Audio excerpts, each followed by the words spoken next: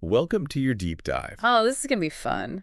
Today we're getting into survival. Survival. Oh, yeah. In some of Earth's toughest environments. The toughest. Especially yeah. the Sahara Desert. Ah, the Sahara classic. But it's more than just, the idea that life finds a way. Right, right. We're going to look at the how. The how and the why, yeah. And the why, exactly. Actually. And trust me, you'll be surprised what these creatures have figured out. You'll be surprised. It's fascinating how evolution kind of pushes life to the edge, right? Yeah. Think of harsh environments, but for the organisms living there, it's just home. Right. Their normal is surviving 122 degrees Fahrenheit or building a reef from tiny polyps. Okay, so before we get to those extremes, let's start with something we all know.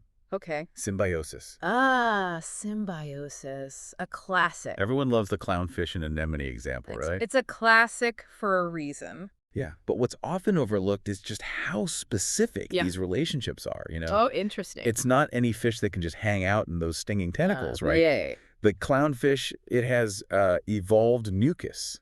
Wow. That makes it immune. No, it's not just like helping each other out. It's like having a key to the best hideout on the reef. There's some serious biological engineering going on. Totally. It's wild. Makes that Finding Nemo story even wilder. Exactly. And that level of interdependence, makes you wonder, what happens if one half of the partnership just disappears? Oh, right. Think about bees and flowers. Oh, yeah. Good example. That's another symbiotic relationship we take for granted. Totally. But it's literally feeding the world. No bees, no pollination, no grocery store produce section.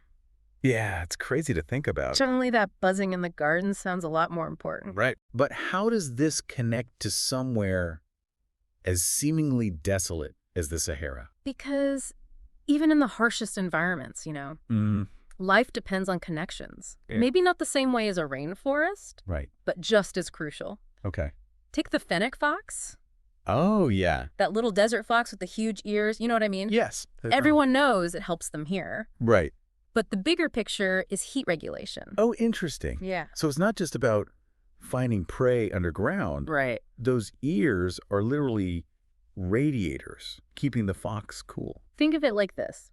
In the Sahara, surface area is key. Right. The bigger the ears, the more blood vessels can be close to the air, shedding that heat. Fascinating. It's evolution's answer to an engineering problem. That's incredible. And speaking of engineering, what about the Saharan silver ant? Oh, yeah. They're tiny. Tiny but mighty. But I hear there's speed demons on the sand. 2.3 feet per second. Which, for their size, is incredible. Yeah. And it's not just showing off, the desert sand gets, scorchingly hot. Yeah. So they have to dash out, grab food, and get back to their burrow fast. Wow. Timing is everything. It's like a high-stakes lunch break. Right. They're literally racing against getting cooked. It's wild. But what about plants? Ah, plants. It's not like they can run for shade. Plants have their own incredible strategies. Right.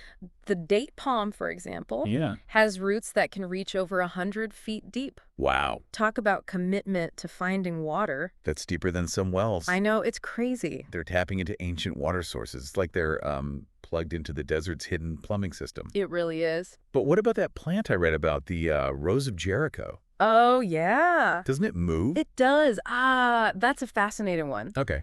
Imagine a plant, rolling across the desert like a tumbleweed. I'm trying to picture this. But with a purpose. Okay.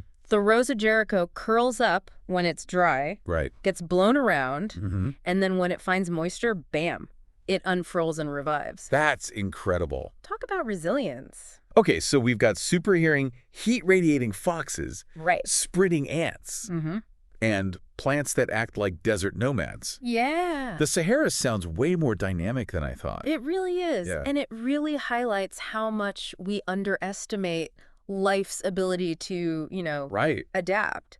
Yeah. And if we step back and look at the bigger picture, there's another desert feature that's vital. The shifting dunes. I always thought of dunes as just a lot of sand. Yeah. Maybe picturesque.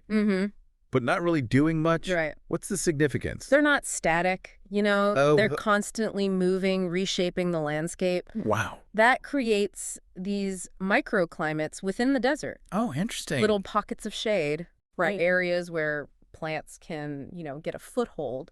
So it's not just a flat expanse of heat. No, not at all. The dunes are creating diversity within the harshness. It's like the desert is playing a game of environmental chess, Right. Constantly changing the board. It forces adaptation. And that constant change forces adaptation. Wow. Species that can't keep up, they get outcompeted. Right.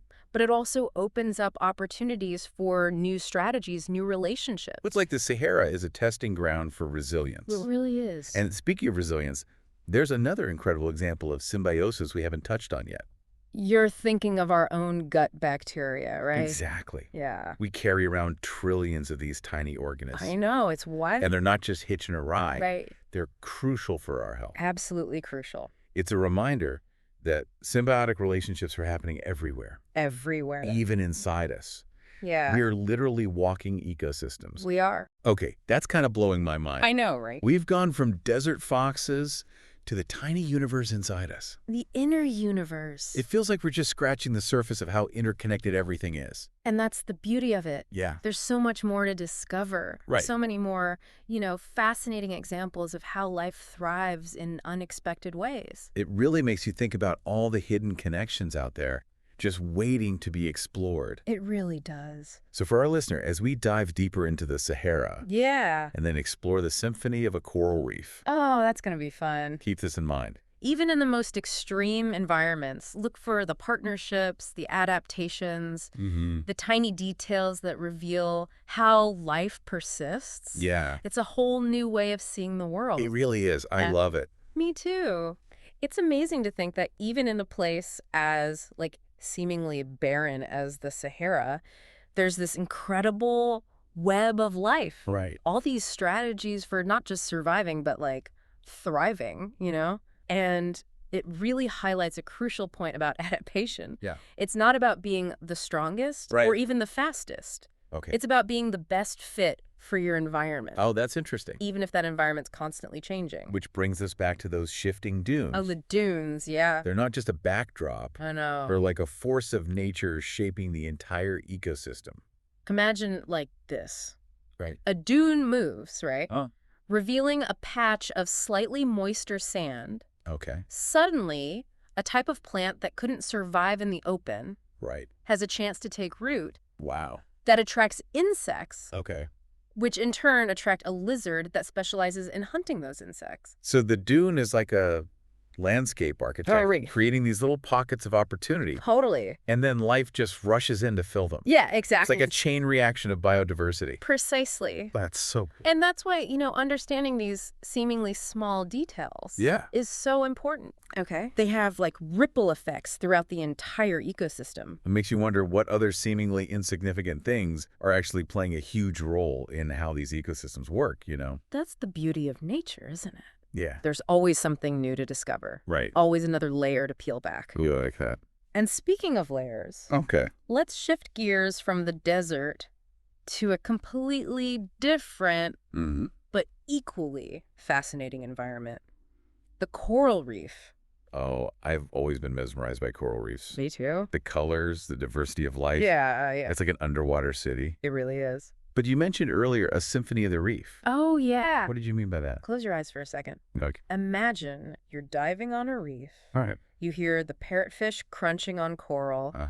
The snapping of shrimp claws. Okay. The whoops and whistles of dolphins in the distance. I'm picturing it. It's a constant soundscape. Yeah. And each sound tells a story. Okay. I'm getting chills just thinking about it. Right. But it's more than just a pretty soundscape.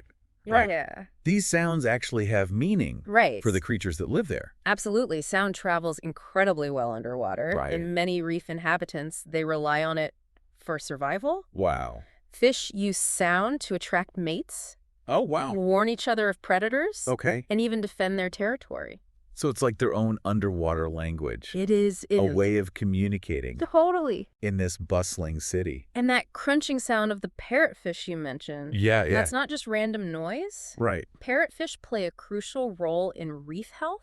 Okay. They graze on algae that could otherwise, overgrow the coral. Interesting. Keeping the ecosystem in balance. So they're like the underwater gardeners. Yeah. Keeping everything tidy. Keeping it nice and clean. It's amazing how each creature has its role. Right. Its own sound. Yeah. Contributing to this incredible symphony. I love it. But, thinking about the Sahara and now the coral reefs. Yeah. They seem like completely opposite environments. You're right in terms of appearance. Right. They couldn't be more different. Yeah. But if we look closer, we see a fascinating parallel. Oh, all right. Both face enormous challenges and both demonstrate the power of, adaptation and resilience. Okay. I'm intrigued. Tell me more about this connection. Well, think about it. Okay. The Sahara, it's battling extreme heat and lack of water. Right. Coral reefs are facing, rising ocean temperatures and acidification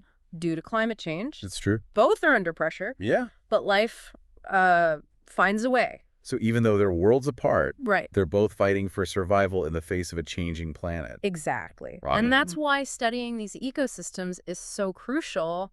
They offer valuable insights into how life adapts to extreme conditions, lessons we can apply to our own challenges. It's like nature is giving us a masterclass in resilience, if only we're willing to pay attention. I love that. I love that. And maybe, even more importantly, it reminds us of the interconnectedness of all life on Earth. It really does. What happens in the Sahara, right, or the Great Barrier Reef, ultimately impacts us all. We're all connected. It's a powerful reminder that we're all in this together. Yeah. And that brings us back to the core of this deep dive. Okay. Symbiosis and survival. Right. What's the one thing you hope our listener is starting to grasp? I hope they're beginning to see the world through a different lens, Okay. One that appreciates the subtle but powerful relationships that underpin all life on Earth. Yeah. Whether it's a fox with oversized ears or a tiny shrimp snapping its claws in a coral reef.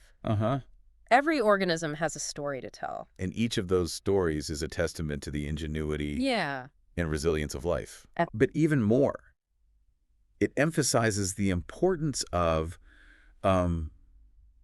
understanding and protecting these delicate ecosystems because ultimately their fate is intertwined with our own. It's mind-blowing to think about how much is happening just below the surface. I know, right? Whether it's like the hidden network of roots beneath the Sahara or the bustling soundscape of a coral reef. And that's just what we've explored today. Yeah. Imagine all the other incredible partnerships, survival strategies, and ecosystems out there. Makes you want to grab a snorkel and a microscope. Yeah. And just start exploring. I'm ready. But even without fancy equipment, you can find these connections everywhere. Exactly. Like about your own backyard. Like what kind of birds are visiting your feeder? Oh, yeah. What insects are pollinating your flowers? It's all happening right there. Or even closer to home, think about those trillions of bacteria in your gut. Oh, my gosh, yeah. We are talking examples of symbiosis. We are. And I think that's the biggest takeaway from this deep dive, realizing that life on Earth is a team effort. It really is. Yeah, it's not just about individual species. Right. It's about the connections, the relationships. It's balance. The delicate balance that allows life to thrive. Exactly. Even in the most challenging places. And recognizing those connections. That's the first step towards appreciating and protecting them. So to our listener out there, as you go about your day, remember... Look for the partnerships, the adaptations, the hidden stories that reveal the interconnectedness of all living things. Because the more we understand about the natural world, the more we realize how much we depend on it and how much we have to lose. Keep exploring, stay curious, and never stop being amazed by the wonders of life on Earth. Well said. I like that a lot. Me too. Thanks for joining us on this deep dive. Until next time, keep those questions coming.